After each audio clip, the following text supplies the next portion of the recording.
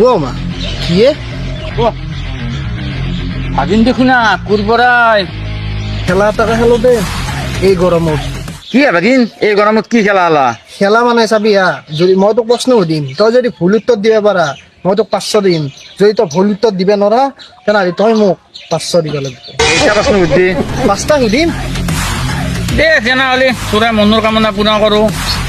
তেনেহলে ষ্টাৰ্ট কৰ কোন বনেগা 500 কোটি দেশো কওঁ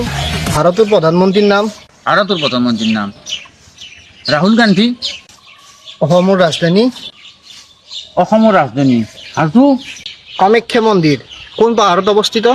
কামাখ্যা মন্দিৰ এই আমাৰ এখন লালি পাহাৰত বাপ্পা ঐ মামাই এই দুটা প্ৰশ্নৰ উত্তৰ ভুলকেই গলি